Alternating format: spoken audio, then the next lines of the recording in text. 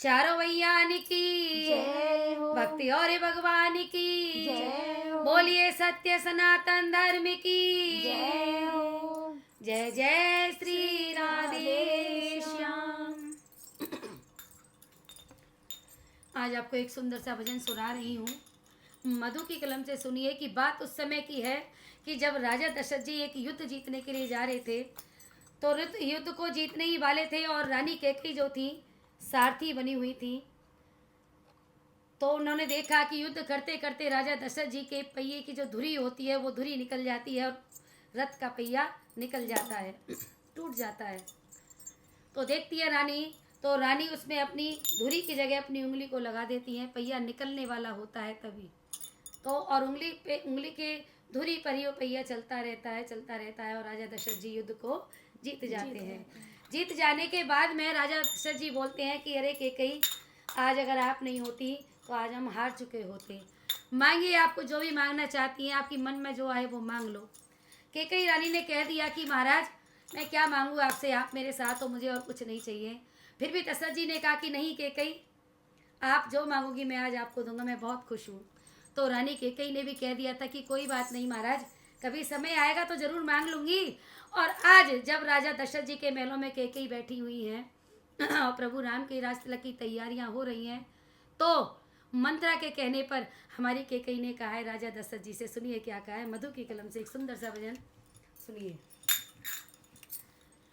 रानी मांग रही वरदान, राजा फूट फूट कर रोए।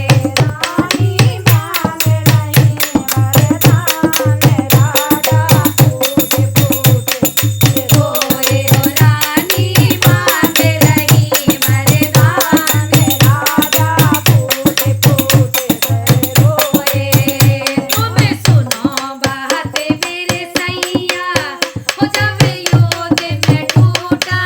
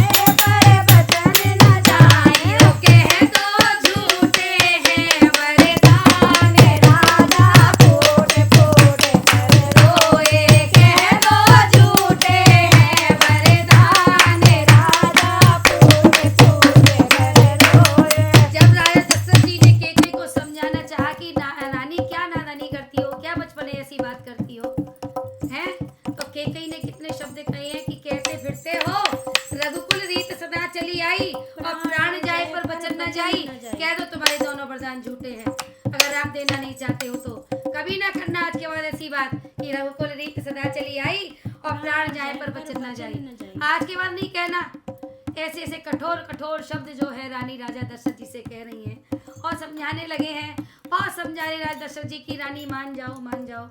लेकिन रानी का आज जो भाग्य है कुभाग्य बनने वाला है, मान नहीं रही है। जब विपत्ति आती है इंसान पर तो किसी की बात मानता नहीं है। यही हुआ हमारी कैकेयी साध्वी। रघुकुल रीत